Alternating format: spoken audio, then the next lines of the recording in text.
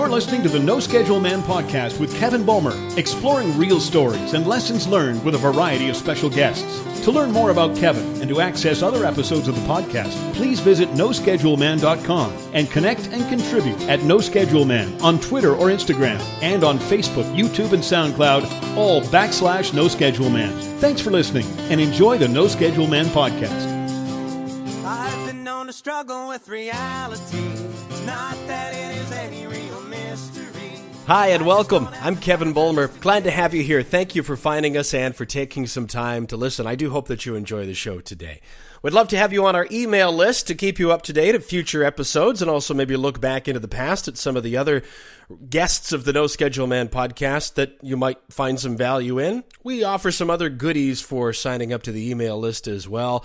There's a 4-part email series on hope, creativity, accountability, and positive action that goes out. You'll get a free MP3 of one of my songs and some other cool stuff as well. You can find that at noscheduleman.com/email VIP, or it's right there on the upper right-hand side on the front of the webpage. For something a little bit more succinct, don't forget that we do weekly video blogs. They're usually about a couple minutes each. It's up on the YouTube channel, youtube.com/noscheduleman. Go have a look. Subscribe if you see anything you like, and I wouldn't complain if you shared it either. And even if you don't like it, leave a comment because that helps too. Let's get right after it for the show today. Our guest is Katie Kozlowski. Katie is a spiritual teacher, a self-realization coach, and a healer, although she more recently has been referring to herself as a scientist, which I think is a really good term for what she does. I was immediately intrigued to talk with Katie when I saw the phrase, "learn to love yourself," associated with her website, and the idea of her inviting people to be a part of the Loving to Be Me collective. Loving to be me, meaning loving to be you. You're the me. You get what I mean. It's about self-love. Loving and appreciating yourself. It's something that I didn't discover or even recognize or consider as an option until I was in my late 30s. I've since found that this is not uncommon and that, in fact, I actually caught on to it fairly early relative to most people I know. And this is something that, in my opinion, has got to change. I mean, a better understanding of what it really means to love yourself. It's not overconfidence or arrogance or conceit. It's being healthy and a whole human being so that everything in your life can get better. But we're going to get to some of that in the conversation with Katie. Hers is a remarkable story about how so many of us start out so happy and free, and how easy it is to get lost, and the consequences of those unconscious or the unconscious kind of cruelty that we inflict on others and on ourselves when we're really not in touch with who we really are. We're following along, and we're just acting out of instinct, and we're mimicking and following other people who, quite frankly, in a lot of cases, don't know where they're going or what they're doing either. And that all adds up in a lot of cases, and certainly in Katie's case, to these layers of negativity that just end up burying your true essence a little bit further down and a little bit further down. And the further away you get from that, the more work it is to be able to recapture it. But it is doable, and Katie's the kind of person that can help you do that. Now, I won't tell any more of Katie's story here because she does that in the conversation that you're about to hear. But it's an important story. I hope that you'll listen carefully. And I also hope that if you've got a younger person in your life, doesn't matter girl or boy, they both need to hear this. Share this with them or listen through it and summarize it for them. Because I think it's so important that we try to equip the generations that are coming up behind ours. Now, I'm in my early 40s. I'm almost 43. Is that still considered early 40s? Does it matter? I guess not. I've got 2 kids. They are now 14 and 10 at the time of this recording. And I'm actively doing my best to try to communicate to them, not to tell them what to do or how to live their life, but to try to be transparent about some of the things that I wish I had discovered decades ago. I can tell you that my older son has a couple decade head start on me because he's more emotionally mature now than I was when I got to 30 and probably even 35. And I'm not here to suggest that I want to take credit for that, but I make reference to one such interaction in the conversation coming up with Katie, one interaction that I had with my older son talking about the idea of loving yourself. And when I shared with him what I realized I was doing to myself and how I changed that in reference to what I would write in a journal, and I asked him to do the same thing, and his immediate reaction was that it put him to tears. I asked him why, and he said that it's because he wasn't used to how that felt. I asked him, "You're not used to how what felt?" He said, "Telling myself that I love myself." Think about that for just a minute. It sounds simple, I know, but people that love themselves and feel whole and feel happy, and they're not looking to you or somebody else to fill up what's inside of them, people that have that figured out don't go out into the world throwing cruelty around to other people. But here's the magic part of it, is that people that have figured out and nurtured that idea of loving them, it's not that they can't be hurt, but they certainly are more well-equipped to deal with that negativity because when it comes to them, because they'll understand that when somebody else is trying to dump their crap on them, they know that it's more about the other person than it is about them.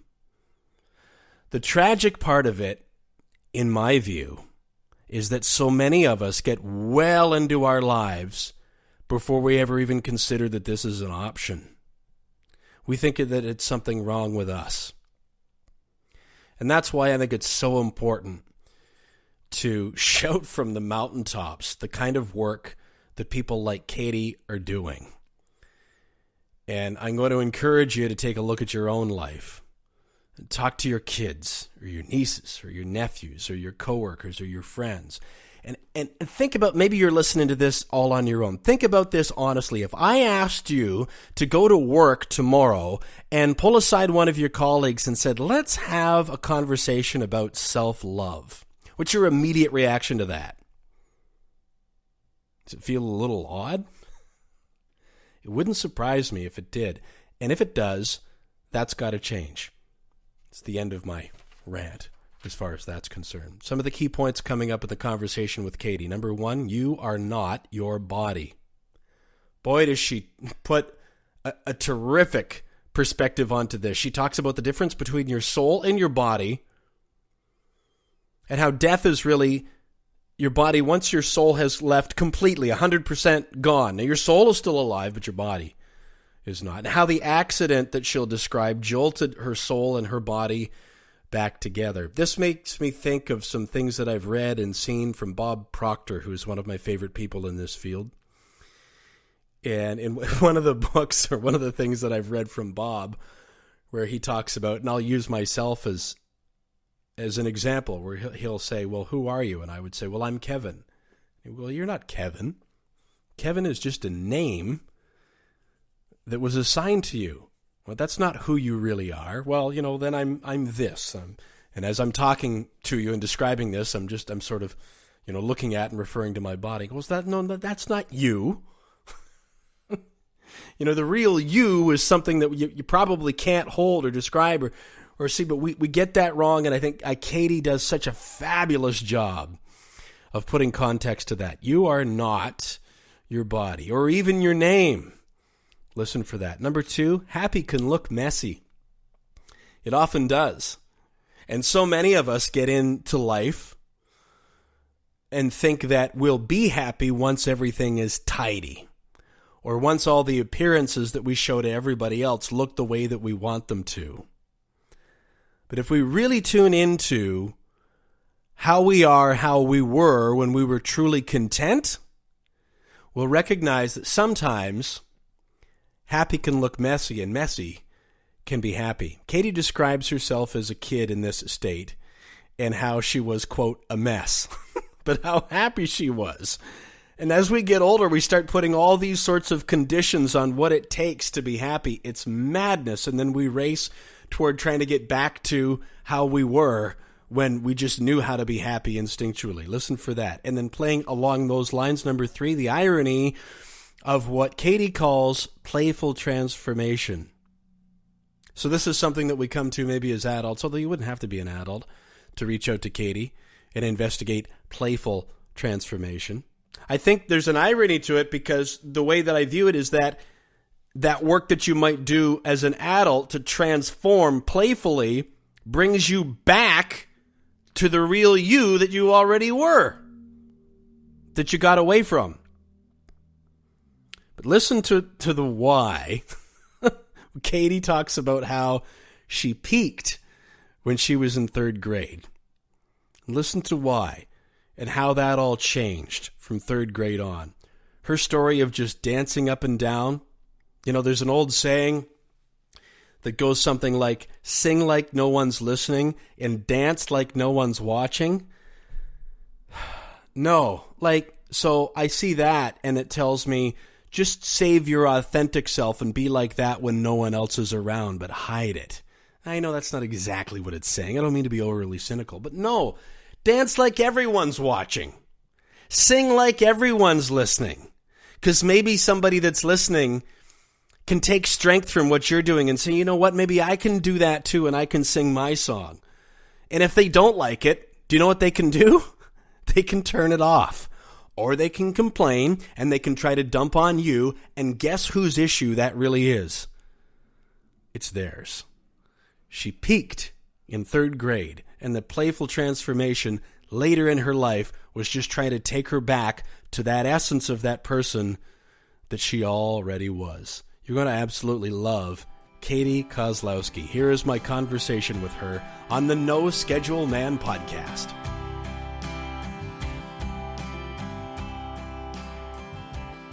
Katie, I'm thinking we may as well just dive right into this, and I'm wondering if you can give me an idea of how somebody finds themselves to be in a position where they actually get hit by a taxi.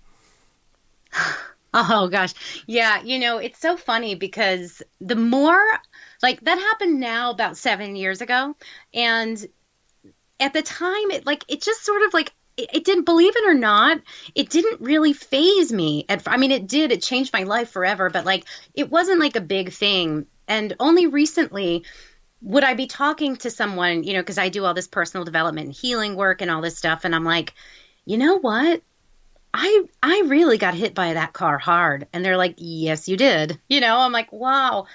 And I'm telling my personal trainer, and she's like, what do you mean you got hit by a car? What do you mean you walked away? What do you mean you walked home? Are you insane? And yes, the answer is yes. So the long of the short is that I was about 30. I was 29, and I was working in the liquor industry. I had been in New York. I was in performing and needed to make ends meet. So I got a job. I always had a job as a spokesmodel, and so I kind of worked my way up. And so I was sort of at the top of the spokesmodel chain. I was a brand ambassador, which meant I went to bars at night and I bought people whiskey for a living. And I was having a very tough time. I was feeling very depressed, and I had a boyfriend and he wasn't the best, and I didn't really love my job. And so one night he stood me up. He didn't show up. And I was so upset that I couldn't even drink, which was unheard of. And so it wasn't I was drunk. It wasn't, I had a cheeseburger. I love these cheeseburgers. I had a cheeseburger, and I was walking home, and I was feeling very depressed. And I think that for a long time I would tell the story, and I left a very crucial piece of information out. And that piece of information is that before I stepped off the curb, I wonder if anyone would notice if I wasn't here anymore. I had that thought. I started fantasizing about being dead, which is kind of a strange thing to do, but not really. I think the more I talk to people frighteningly do it a lot. And next thing I knew, I got hit by a car. And so I would say that I attracted it. I would say that I knew exactly what I was doing. And luckily, because I am who I am and because of the way things are set up, right, and energetically speaking, divinely speaking, I did not die. I could have. And instead, I sort of bounced literally like a beach ball and got up. So that's how I came to be hit by a car. And that is how I managed to walk home and away. And that's why it changed my life so profoundly, was because the very last thought I had before I got hit was like, basically, gee, would anybody care if I died? As I've learned over the years, the fact of the truth is, it doesn't really matter, what anybody else thinks. Like, would I care if I died? That's the most important thing. So there you go. That's how you get hit by a car in New York. When you started that story, you related that you had asked other people, did that really happen? Like, I got hit hard. How hard did you get hit? And how hurt were you, if at all? Physically, I mean. Well, years later, I sat down with a healer. Like, she's more than a healer, but and I said to her, I said, wow, I really got hit by that car hard, didn't I? And she was like, yes, you did. So hard that it actually jumbled things in your brain. And she's a very wise teacher. And so, there are people out there that know certain things about you that they just do because that's what they're here for. So I literally asked her because I was like, I honestly didn't pay attention at the time. And I would say they were going about between 25 and, they were going full speed in New York. 25 miles an hour is pretty fast. And no, I wasn't hurt. A couple days after, I had some sciatic pain, and which is to be expected. But no broken bone. I wasn't even dirty. Like, I literally, the amount of time I spent on the ground, I want to say was not even 30 seconds. Like, I did not miss a beat. Because whether it's just the way I am, or spirit swooped in and popped me up, or I just literally changed my mind in that moment. Oh, hell no, that's not how this is going. I did not pause. I got down, up, and it was fast.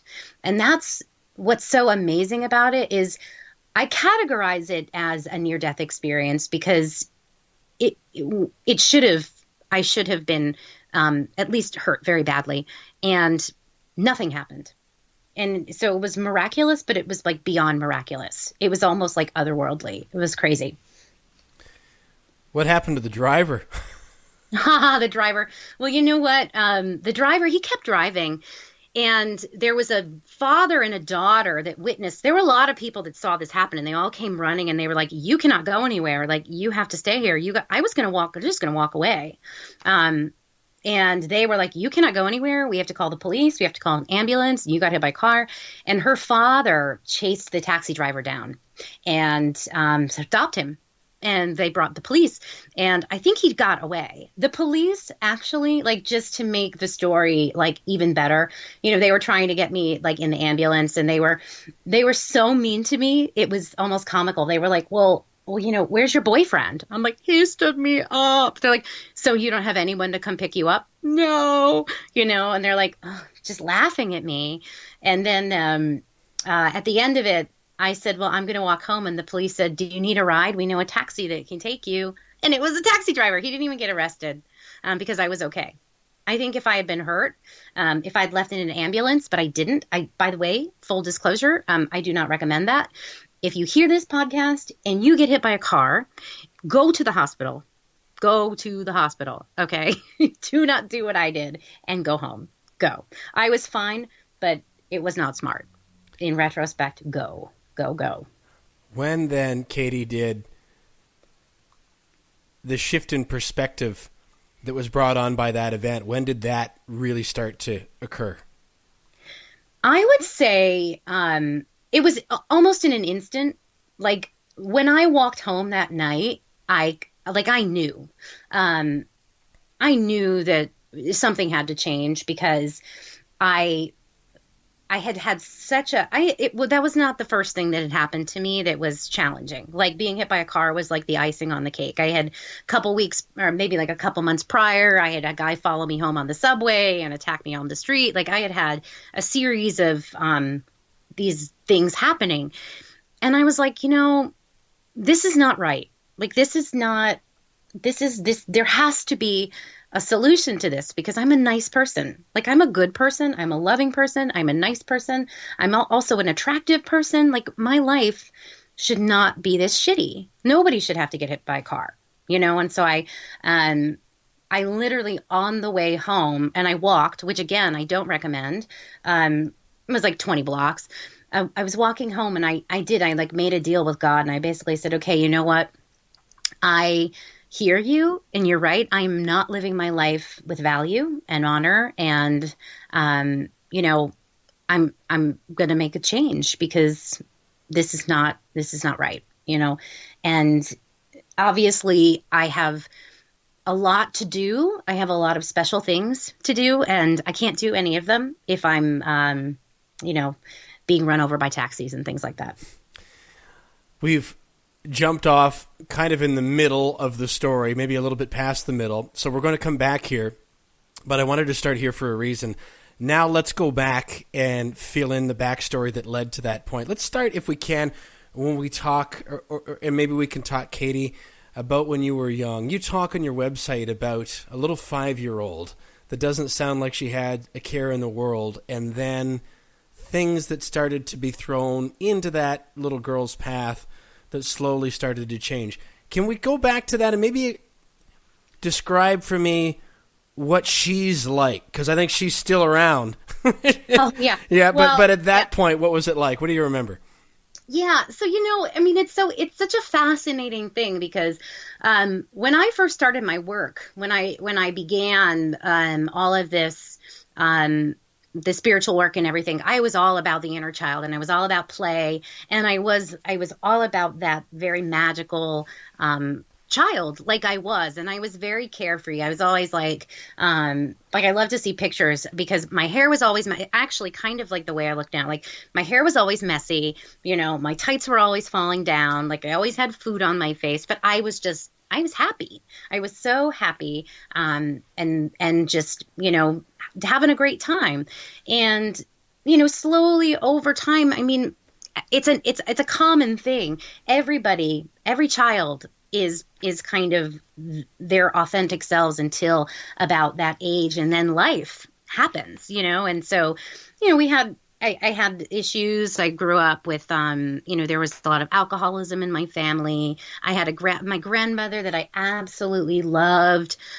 She had a brain tumor and ended up in a coma for 5 years, because they sort of botched the surgery. So that was an unexpected incident. And she was like my Grammy. She lived down the street. I hung out with her all the time. And she was my my source of nurturing. And so, a lot of things like that. And I had tons of, if I look at my friends, like as a child, I always had a friend that was a bully. Like, my best friend was always a bully. Like, I always had this relationship with these friends that like were my friends, but they weren't really my friends. It was really weird. And so over time, I think that it takes a toll on you because your subconscious begins to pick up the programming, and it gets embedded in you, where you feel like that's just the way it is, and you get used to it. So, I would say it was a slow evolution, but it really, I would say like high school was when it really got, like, that's when stuff got tough. And that's when it really, I don't want to say the damage, because it's not, I don't think of any of this stuff as damage, but the real trauma, and it is trauma. I've been very careful to use that word because I feel like it has such a negative connotation. If you hear trauma, you're like, oh God, we don't want to go there. But it is trauma. And high school, there was a lot of stuff that just really shook me up. And it wasn't like anything like specifically bad happening, but it was just this constant layering of this thing of like, people don't like you for who you are. People don't like you for who you are, and it was sort of it was counterintuitive because I was great. I was everything. I was beautiful. I was talented. I was smart. I was like awesome. And that's why people don't like you people don't like you if you're confident and successful. And like, it's a program that gets installed in the mind. And I just got introduced to it that by the time I was a grown up, I was like, okay, so I'll just be like a bum instead, Before that, before you got into your teens and the high school days, what were some of the things that you remember, Katie, as a little girl, that you remember being of great interest to you, things that you thought at that point in your life that you were looking forward to explore more? Yeah, well, it's funny because I've been I'm back at my parents' right now because I was in New York and I relocated for a period of time before I go on another adventure, and I'm surrounded by the kinds of stuff that I had as a child, and I was funny. I absolutely loved my favorite movies, and then now this is weird. I loved beaches. Right? Because I just thought Bette Midler was the coolest. In third grade, I was like, oh, I want to be like Bette Midler when I grow up. Dirty Dancing, completely inappropriate for a second grader, but I thought that was the bomb. And also very innocently, I loved The Little Mermaid. I loved the musical Les Miserables, and I had a shrine in my room of the t-shirt and the mug and the, I wrote my own book report. I hung it on the wall. And crystals, ironically or not so ironically, there are tons of pictures of me as a child, and I always was wearing crystals. I loved my crystal collection, and I would save my money and I would go to the store. There's a store called Pennyweights, and I would go and I would buy the crystals, and I would just rock these crystals. And so I was very creative, and I did a lot of singing and dancing, of course, and theater. I love remembering, I'm man, I was so confident in third grade that I put on a show for the whole school where all I did was dance to pretty much the soundtrack to The Lost Boys and Dirty Dancing. Again, not appropriate, but I was a bird, I was this, I was that, and I did not give a hoot. I just thought I was awesome, and the whole school was there, and the principal was like, okay, all this girl's doing is jumping up and down, but I didn't care. I was like, I'm the bomb, this is it, I'm so cool. That was third grade. I was the coolest. I was so confident. I remember, I have these memories too of when I was in third grade, we did a musical, and going up to the guy, all these kids had solos, and being like, excuse me, Mr. Ravosa, you made a terrible mistake. He was like, I did? What? I said, well, everyone has a solo, and I'm the best singer in third grade, and I don't have a solo. And he's like, you are? Okay, well, sing for me. And he's like, you are the best singer in third grade. Here's a solo. I'm like, this is sweet. Wow. Just tell him what you need and you'll get it in third grade. And I did that in fifth grade too. I was I was a rock star. I like to joke. I peaked in third grade because I was doing professional theater, so I was getting paid to perform, and I was I just thought I was the coolest. You peaked in third grade. That's the first time I've ever heard anybody say that before. I'll peak again. Don't worry. It's not over yet. I'm only 37. No. I'm not done. No, it sounds like you're just kind of nicely getting started as far as I'm concerned in some ways of speaking. But it's interesting to me to hear you, Katie, talk about being so confident and so free and so happy, and to acknowledge your own confidence and beauty in and out, to then transition into describing yourself as hating yourself and your body. What were some of the things that started to creep into your being that you think turned that view around? Yeah. Well, remember I said that when I got into high school, especially, it started in middle school and then it got into high school. Yeah. And it's this thing where I think that in some ways and I've been thinking about it a lot lately because, I think all the time. I never stop thinking. And I was thinking about it, and I was like, wow, when I was growing up and I was in 7th and 8th grade and then getting into high school, I really was just this beautiful, I mean, not like I'm not now, but because I look the same, but I was gorgeous. I had long blonde hair and I was fit and I had this beautiful figure. Like I was absolutely perfect the way I was. And I was so confused because it was like and this is a classic story, like all the boys liked me. And this isn't like an ego thing. Like this is so common and normal. It's silly. All the boys liked me. Like all the boys, they would like fight over me. And I'm like, wow, this is so cool. All the boys are fighting over me. They stole my picture, like they were all around and the girls hated me. And I remember like, I was going to like freshman year, all the seniors liked me and the senior girls saying stuff like, if you show up at our prom, we're going to kill you, like, or we're going to beat you up. And like, this is legitimately what happened. And so you think about it, like, there you are, you're like, wait a minute. I mean, it's so confusing. It split me into two versions of myself because I was like, okay, I don't know which to be. Like, am I supposed to be, is it okay to be confident and like pretty and all this stuff, or like not, because the girls are being so mean. They don't like me.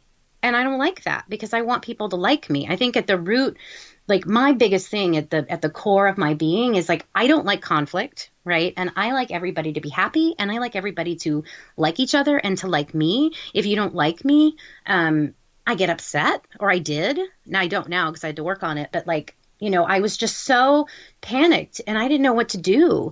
So it created this like unconscious confusion, which turned into almost hate because I lost my comfortability with myself because on one side there were all these guys, but they liked me, but like they didn't like me for me. They didn't know me. They just knew what I looked like.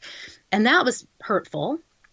And I had some like not pleasant experiences with boys, like doing things that boys do when boys are boys and girls are girls. And that like broke my heart, because I'm like, I thought you liked me. No, I don't really like you. I just kind of like, I wanted to be able to tell the boys I touched your boobs, like, like legitimately stuff with that would happen. And I go, well, shoot, that sucks. And then the girls didn't like me either. So I was stuck in this massive confusion of like, is it okay to love yourself? And is it okay to be happy and beautiful and all this stuff? Or is it bad? Because it seems like it's bad because only bad stuff's happening to me.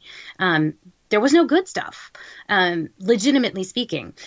So I think that, it just, that's the kind of stuff that kids deal with when they grow up. It's like you're developing your sense of self. And if you don't have a healthy connection, you will hate yourself because you have no foundation to love yourself. That's pretty much what I teach is like, we have to love ourselves for who we are no matter what, or we're dead in the water. We're sunk because somebody's going to come along and not like you. That was my biggest lesson. And it's like, well, I had to learn, what, if you don't like me because I'm beautiful, that's your problem. If you don't like me because of whatever, that's your problem. And it's a lot of projection. And I didn't know that as a kid, though. So I believed that everything was my fault. Did you say at the outset that when you were in New York around the time of the accident that you were doing some acting? Yes.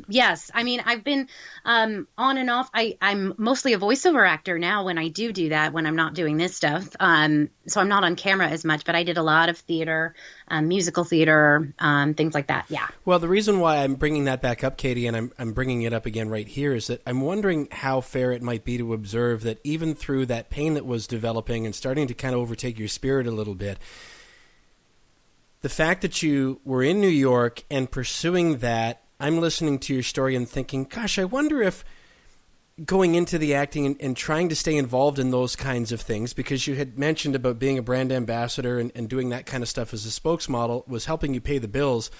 But I'm wondering if the acting that you just described was your way, maybe your subconscious driving you to try to get kind of reconnected or at least hold on to some part of the little third grader that was absolutely confident, that was theatrical and completely happy, just jumping up and down. How fair is that to ask? Oh, it's totally, I think it's totally legitimate. And the reason why I was so upset was because when I was auditioning, and when I was acting, bless the performing industry, but they're not very creative with their ability to see you for who you are. Yeah. And I was constantly and only auditioning for certain roles. And those were bimbos, dumb blondes, prostitutes, hookers, and Marilyn Monroe types. I was not allowed to, and bitches, sorry, and like blonde bitches. I was not auditioning for anything else. I was not allowed to audition for ingenues because I was too big, even though I was like a size 6, but I was curvy, right?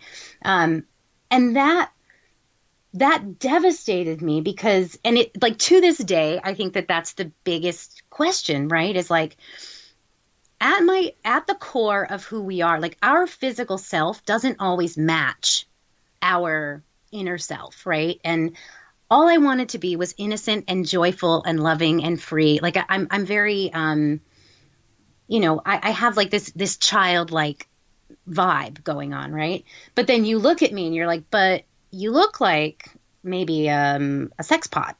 So like they couldn't place me anywhere.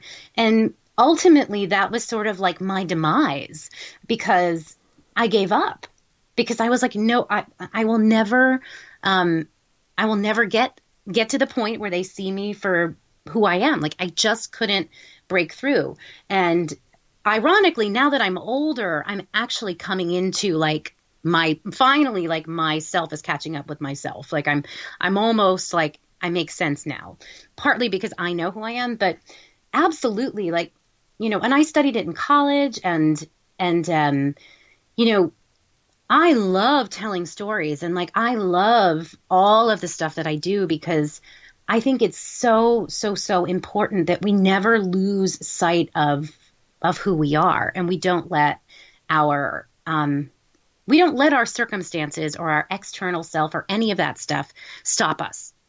But the way we're taught right now, everything is measured by your like external self, and so I wanted to be an actor, I think, because, it brought me great joy as a child. But then I became very confused because then I wanted to be an actor for a different reason. I wanted to be famous. I wanted to make it, and I wanted to prove to people that I mattered.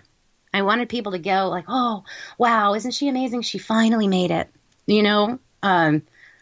and that is the wrong reason to do anything.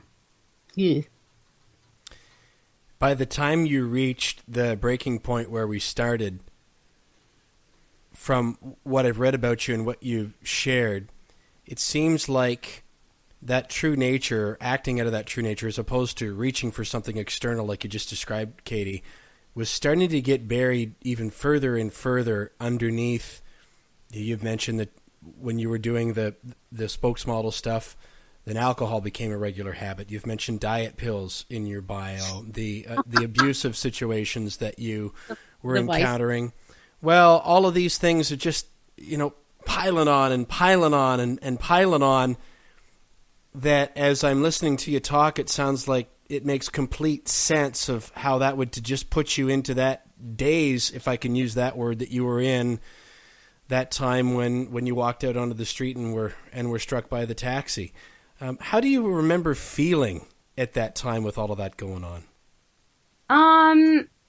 Well, I mean, obviously, if I got to the point where I was like, thinking about the world not having me in it, I was not thinking anything. I mean, I think that I was so desperately clinging for I was like, just give me one reason.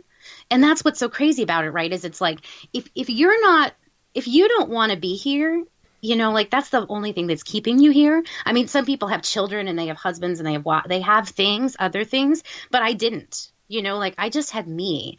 And I think that's the only thing I was thinking was like, dear God, just please give me one reason why I should stay here, because I don't like it here.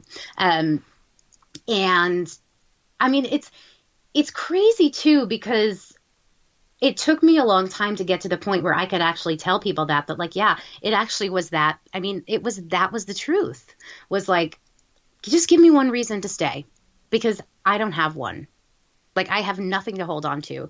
And, the drinking and all of that stuff, what ended up happening was it's very easy to fool yourself into believing you're happy, right? Like it's very easy to fool yourself into thinking you're okay. And what ended up happening when I got hit by that car was like crash, right? Like we talk about, because I teach a lot of spirituality, and it's like your life is all an illusion, right? Like so much of this stuff that we think is true isn't even true. And then something happens and it smashes the mirror, and then you see that the reflection you've been looking at isn't even you, And that's what I got was like, hello, what are you doing? You're not even being your true self. You're being some strange distortion of who you think you are. And it's like you're so far off track that you're miserable. If you're not being true to yourself, you're suffering, as far as I'm concerned. So, I was just so far away that like I couldn't even see. Like if I turned around and my true self was like anywhere in the vicinity, I would not. I don't even think that version of myself was there. Like it literally was so disconnected that there wasn't another version of me. I had to like really spend time gathering those pieces back up, and rebuilding, which was great. It's a very positive thing to have it happen. But at the time, I think that's what I was thinking. Like, what the frig? Who cares? Well, that's what makes it so miraculous to me that when that incident occurred, that the switch flipped and you were able to see it, something that you were so far away from and actually running in the other direction of, looking for everything external, trying to find, my words, a fix or some button that you could push that would make things okay. And then all of a sudden, your spirit, your thought, everything, you just switch directions. It's just ran instinctually. It sounds like in that moment or the moments that followed that accident, and from being in the lowest, I'm really interested at why then, and I don't even know if there's an answer to that, Katie, but it's like kind of like a polar switch that you're pulling one way and you just, you know what, bang, I'm hit, and I'm going to look the other. Right. Well, I mean, theoretically speaking, it's sort of fascinating. And you're like, why would that happen? And like, what makes that? And I can tell you that energetically and spiritually speaking, there is a reason. There is it makes sense, because if you're someone who is, and this happens to a lot of people, like if your soul is so disconnected from your body, which is basically what I described, right? That I was so far gone. I would say that the child, right? That happy, joyful, blissful little girl was so far disconnected. That's the soul, right? That's the essence. That's the true person, was so far gone that there was no piece of myself keeping myself in my body. And so what the car accident did was it actually put me back in. It was like, hello, get back in your body. You are not going yet. Because eventually, if all of yourself leaves yourself, you are dead. Like you legitimately are dead. That's what happens when you die. Your soul leaves. So I would say that I had probably 98% of me gone. And this was like whoosh back in. Get back in your body. You're not done, and that was me. But I also think that, there are greater energies at play. And, that was a deal I made. It was like, get back in your body. You are not done. You have a lot to do. And you're not getting off that easy, girl. And it's not that easy anyway. It's not like, all sunshine and rainbows when you go. It's not like, bye-bye, I'm going to the promised land forever. I would have had to come back and do it all again. So I'm grateful. But yeah, it is fascinating, isn't it? Well, here's a little bit of my own experience, Katie, I've talked a little bit about this on this podcast before, so I won't spend a whole lot of time on it, but I went through kind of a collapse of my own. Mine was a marriage that went away and some health issues, and I see now, looking back, it was obvious the universe just sledgehammering me with messages that I refused to get. And when I finally woke up and started to see things, or at least be willing to see things a different way, I remember reading about the idea of loving yourself. And that, at the time, Katie, was such a foreign concept to me that when I first looked at it, I thought, no, I'm not going to be like conceited and overconfident and braggadocious. That's how I took it. And so I shelved that away, and I didn't think much of it till probably about a year later where I came back to it. And I remember that I was journaling at that time, which I also initially was opposed to. I thought, I'm not going to keep a diary. But I started writing my thoughts down and realized that they had just kind of turned into a nightly bitch session. And once I caught on to that, I decided that I would change the narrative, and I started writing things like, I'm proud of you, Kev, and I would sign off every entry with, I love you, Kev. And almost immediately I started to notice, I'm almost getting emotional now telling the story, how immediate and profound the difference of that feeling was. And then I went back to that book where I first investigated the idea of loving yourself and what that meant. And I was ready to read it only then. And since then, my world has kind of blown open. All my relationships have improved. My work has gotten more productive, everything that you know about. But I'm setting that stage to turn it back to you to ask, from that whole mess and that whole swirl of everything that you described, when all of a sudden you get jolted back into your body, what did it feel like for you at first to contemplate that notion of, you know what? Everything that you've been looking for is already right here. Just have a look at it and just try loving that. What was your initial reaction to that?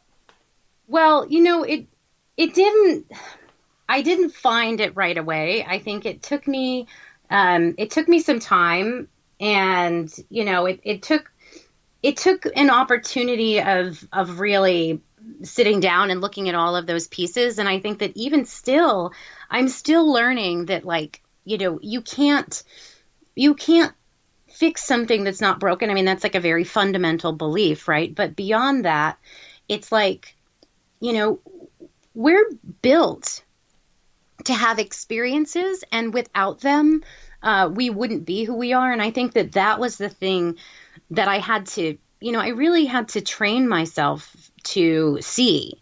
I had to install a filter and say, no, this is more important than that. And it's not about sort of like the tick marks on a check, like a checkpoint, or it's hard, I think, when you look at it from outside of yourself and you look at sort of, everybody has a story, right? And I mean, I'm sure you talk to all these different people. Everybody has a different story, and some people have very smooth rides, theoretically speaking. And then some people have a more bumpy ride. And I think that was my biggest lesson in all of this was, I always said, now, even before I got hit by the car, when I was struggling so much as a performer, I was like, I'm going to write a show, and I'm going to call it Sick Bitch. And it's going to be all about how the things that you perceive as your biggest downfalls are your greatest assets. Like, I always believed that.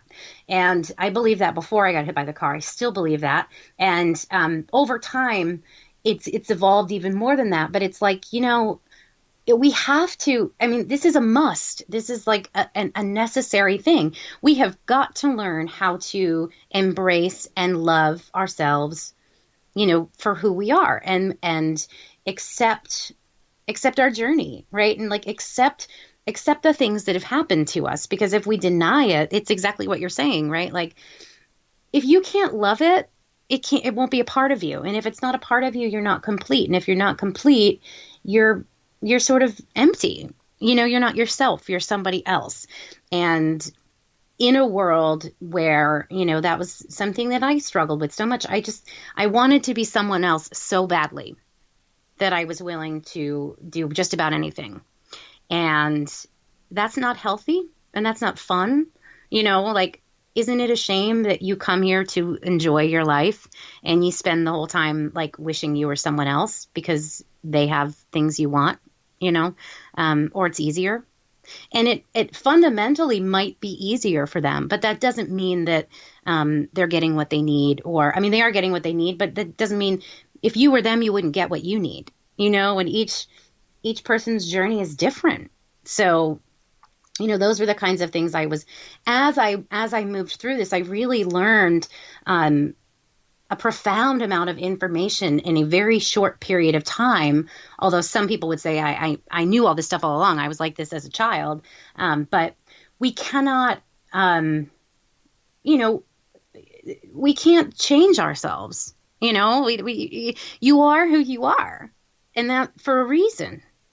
So why don't you celebrate it and embrace it and just be happy instead of wishing you were, wishing you could change it, because you really can't. What were some of the things you were doing, Katie, initially as you were starting into that process to uncover some of these ideas that you've just described? For yourself, I mean. Right. Well, I was doing a lot of healing work. And I still do it, Rising Star, which is a particular modality that has to do with clearing energy and activating DNA and doing all this. That was a very powerful part of my journey because it's just such a potent healing modality. And so I was doing that. I started going to workshops. There was a particular man named Derek O'Neill that he kind of became my mentor and my teacher for a period of time. And so I would go to his workshops and I would listen to him speak, and I would watch him. Just watching him work with people, it was just this really profound experience for me, because here was this man that had a lot of challenges in his life, and he was spending his time helping other people. And it wasn't just that he was helping other people, it was the level of compassion he had when he helped them that really just, for me, it was like, just a massive dose of compassion, like self-compassion, because it's really like, it seems silly to some people, but to me, it was the best thing I ever did, because that sort of process of, doing the healings. I learned NLP, which is all about, mind patterning and behaviors and things like that. We learn how to actually just talk to ourselves in a different way. And that's what I was busy doing, was learning how to speak to myself through a loving lens instead of a like, you suck lens. Because that's the lens that I had for a while there, was like, you suck, you suck, you suck, you suck. Nobody loves you,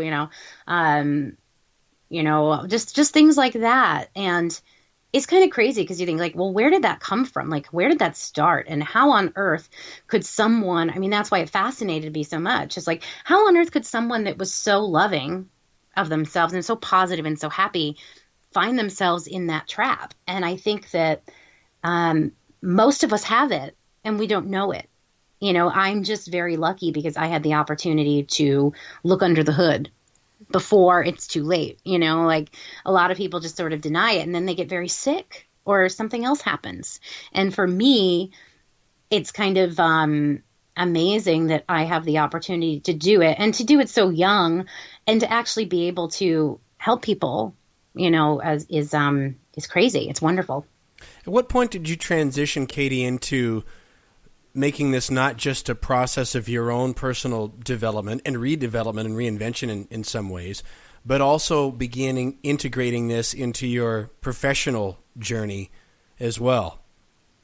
Yeah. So, I'm still doing that. I'm still creating it and I'm always reinventing it. But, a couple of years ago, I had a friend who was at a workshop with me, and she was like, you just have this presence and you have this inspirational story and you could really help people.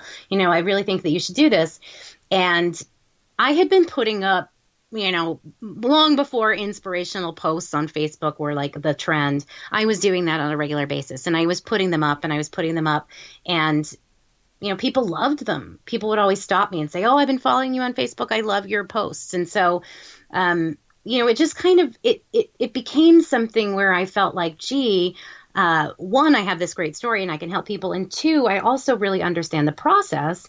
And three, I'm sort of a scientist. Like I think of myself as, now I almost call myself a scientist, because I'm I'm always exploring and testing and looking at energy and the relationship and how can we, how can we tweet and how can we like tweak it and make it the most powerful, because from where I stand and from what I'm seeing in the world, what we've been doing so far hasn't worked. Like it's helping, but we haven't cracked the nut yet. And we're coming into this new world, where it's more important than ever. And we need to get to the point where we can really put this into motion. So, I just kind of followed my nose and feel like in some ways, I mean, the story itself is so powerful that, people need to know, because more than anything else, like the story It's a Wonderful Life exists for a reason, right? People watch it at Christmas because they get to see George Bailey, try to commit suicide and get saved by an angel. And, it's just this inspiring story. But I don't know how many people get to experience it in real life, and I did. So I want people to know that.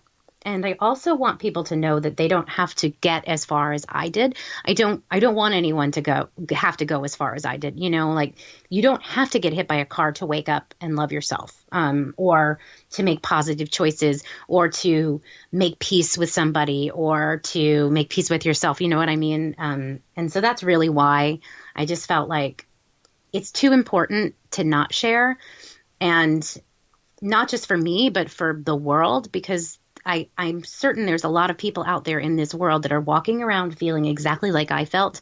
And if I have something that can help, I should be helping. I should be doing it. What are some of the things that you hear, Katie, in a kind of a general sense, from the people that reach out to you that have finally reached a point where they're looking for some help and they've identified that you're maybe a person that they can feel good about reaching out to? What are some of the things that you typically would hear from those kinds of people? Well, I get a lot of, it actually started to shock me. Well, it doesn't shock me now, but at the time I would be sitting there scratching my head because people were coming and, it was so many people that had experienced trauma. They had abuse or eating disorders, or they'd been raped, or, it was like really serious stuff. And a lot of people who just feel like I wish I'd never been born, or like my mother didn't want me. Things like that. Like it's deep stuff. And I think that's one of the reasons why I did this very slowly. For a reason. I didn't, go and make the next big program to save the world, because I take this very seriously, and people that have experienced trauma and pain and shame and all of that, it's very precious to me. And just like, I would not tell you how to care for your baby until I've cared for a baby, until I've done it. I never wanted to, tell anyone what to do until I'd tested it and made sure it worked and experimented and felt it and been there myself. And now I can say for sure, like I've been there, I've experienced so many things in my life. And so those are the kinds of things I hear all the time. And a lot of shame, a lot of just sort of fear of being who you are, and, being comfortable in your skin. All of the things basically that I felt over the years, not feeling like you matter, just things like that, basics. What's it like for you when you see the light go on for people and they really start to embrace it and things start to change? How's that feel? It is amazing to see it. And it's like, to me, it's humbling because, I know so deeply that this is not something that I do on my own, and most of the time, like it is, I would say it's 25% me, 25% spirit, and 50% the other person. They do all the work. They do everything. I am a guide. I help you learn the format, I teach you how to connect with yourself. But I am not the one doing the deep work. And so, when someone comes to me, like I had one woman come and she had very bad arthritis, and then she came back and she didn't have her cane anymore. And I was like, where is your cane?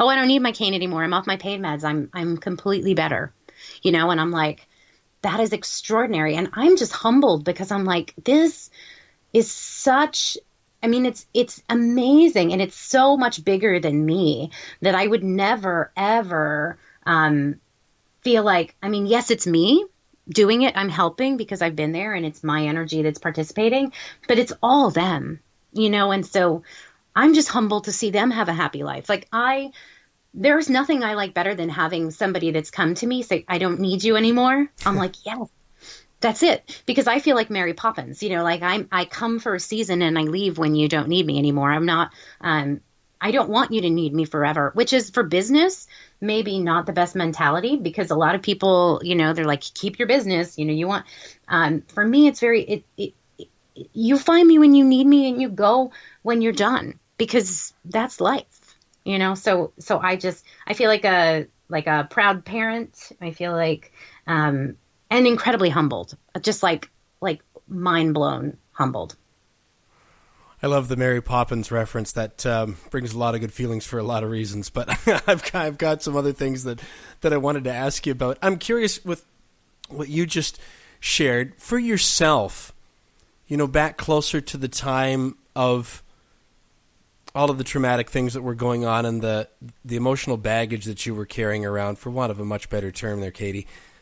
When you got to the point where you were starting to really look inside yourself and making an active effort to embrace yourself and love yourself and, accept that and then put that into action with all of the different things that you talked about a few minutes ago.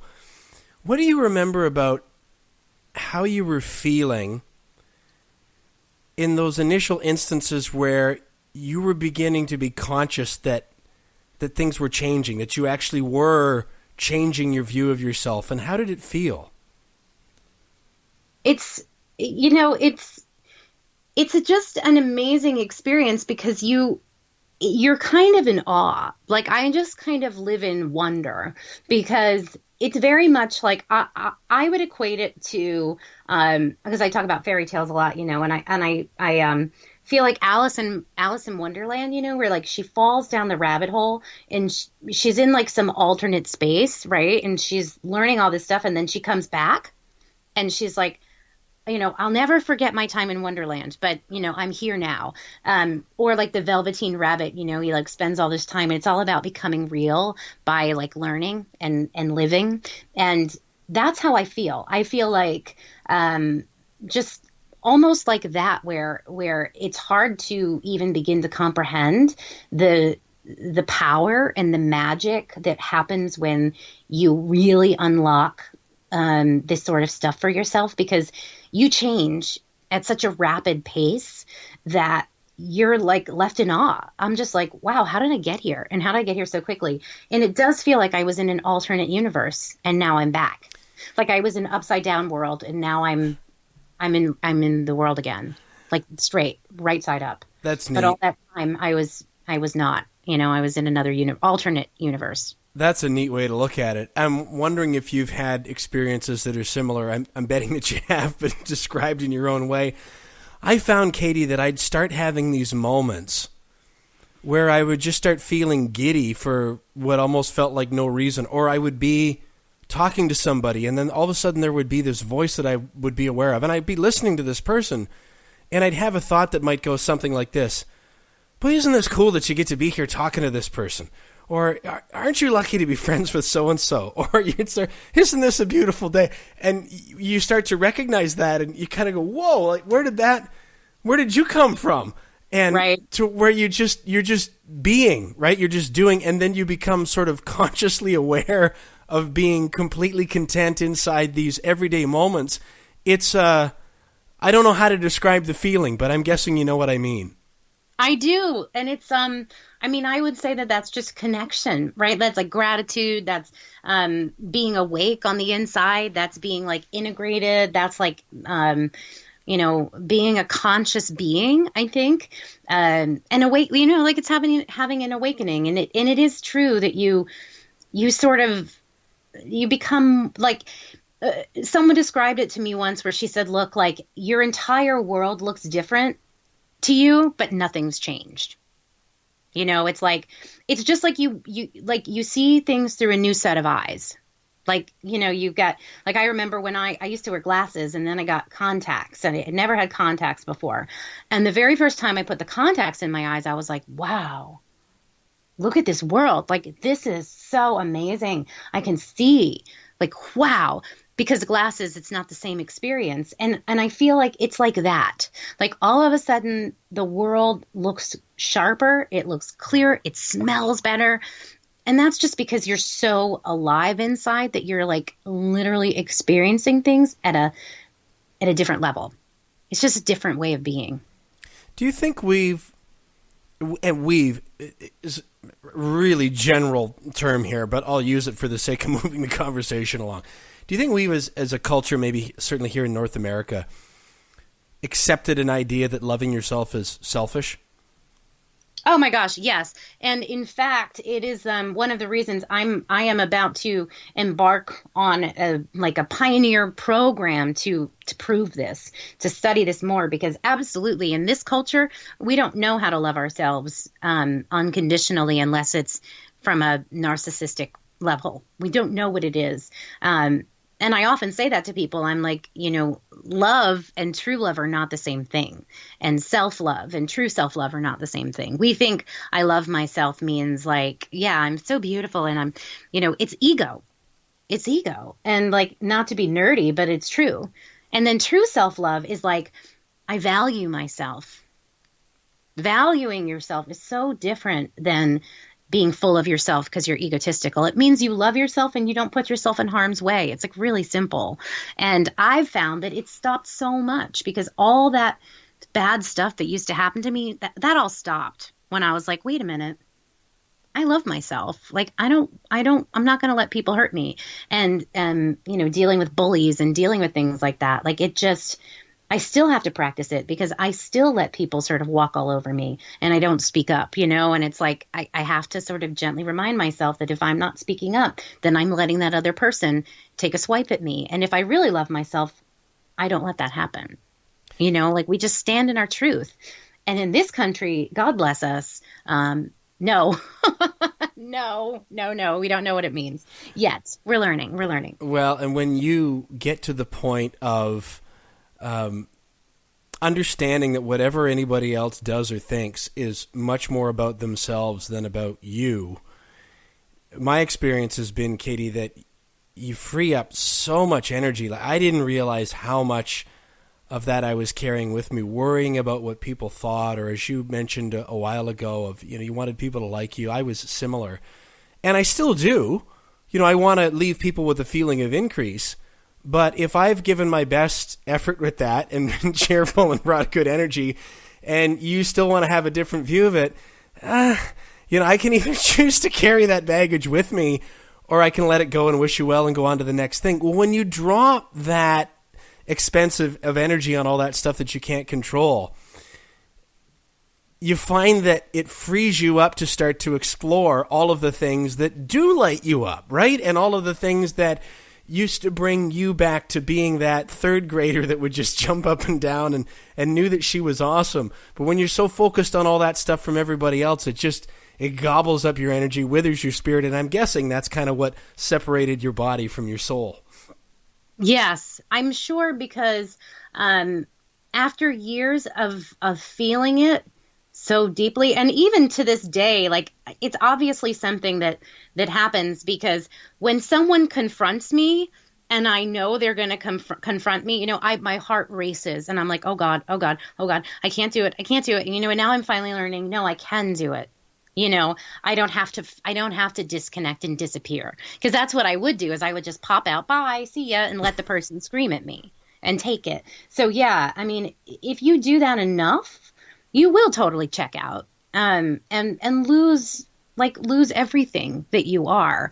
And I just think that what we're learning collectively and individually, is that there is a way to love yourself and value yourself and speak up for yourself that is not dependent on fighting, running away, or freezing and disconnecting. There is a way to be present and to stand firm and to be who you are without it affecting you. And that's what you're saying, right? It's like, and that's what I learned is like, that's essential. And we are not taught that, not at all, but it's crucial. And yeah, I mean, I've had to practice it myself, and I still practice it because like I said, I don't like conflict and I don't like arguments and I don't like that stuff. But like when you just check out, then you become the receiver, right? You take it on, whether you mean to or not. If you're not dealing with it, then, with kindness, then it does, and it's also karmically speaking, right? Like the way we respond to things creates karma. So if we can kindly say what we need to say, and even if we make a mistake, right? It's okay. We're human. We apologize. Peace, right? And then it's up to the other person, but we've made our peace. And that's what I've learned is like, you know what? Whatever they say, whatever they feel, that's up to them. I can do my best to apologize if I need to, or to share with an open heart. And then, I've done my duty. And then the rest is their, no pun intended, their duty, meaning that's their crap that they're taking with them. Katie, what are some of the ways that people can reach out to you or work with you or learn from you that are hearing this and think, yeah, you know what, I like a little bit of some of what she's got, because I can really relate to a lot of what she's saying. How can they engage with you, Katie? Absolutely. So the best way, I mean, you can always email me directly, and my email address, I have a new website, and it's katie@lovingtobeme.com, like LOVINGTOBEME.com, just like it sounds. That's my email address. Just shoot me an email, or I have a website, right, which is lovingtobeme.com. If you go there, I have a free, I call it the Well of Love meditation. And so I have that meditation that you can get, and that's free. No strings attached, free, right? You just click the link and it sends you the download. And then I have a program called 21 Days of Inner Awakening, which has 2 levels to it. So you could do that on your own, or you could do that with some one-on-one support with me. And those are the main ways right now. And then I have an extended program also for the hardcore awakeners. But, I love questions and I love to connect with people. So I am not the kind of person that's like, only contact me if you're going to, sign up for my thing. No. If you have a question, if this just resonates with you and you want to write and say, hello, like, please do. I love hearing from people. What are some of the things that you think may be coming up in your near or distant future? My near and distant future? Well, I haven't fully signed on yet, but I will more than likely be joining Columbia for something called the Spirituality Mind Body Institute for a year, where I'll be developing this with clinical psychologists, which is like super exciting, groundbreaking studies and proving that all this stuff works, and the psychology of it. So I'll be there doing that. And then I have a project that I've been working on for a while now, a mini podcast of my own. And it's pretty much just like a video diary of just sharing all of my stories and experiences. And I've really found that there's a sort of an uprise in the need for more content like this podcast that you can learn from and listen. And it's integrative. I'm all about, I want you to use your senses with me. I don't want you to tune out and read a book. I want you to feel involved. So keep an eye out for that too, because I feel like that's going to be a really great way for people to get involved in the story, and rewriting their own story is just, a new way of sharing that's not like read a blog, because for me, that's, I get bored.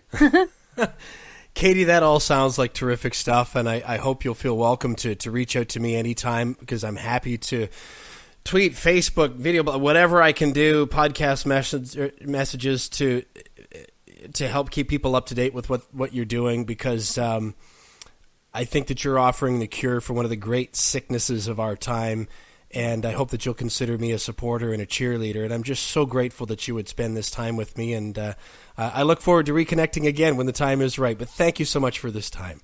No, thank you so much. And that phrase right there is what's going to carry me through so much. So thank you. That cure for the sickness of that we all have. So I'm so grateful. Thank you.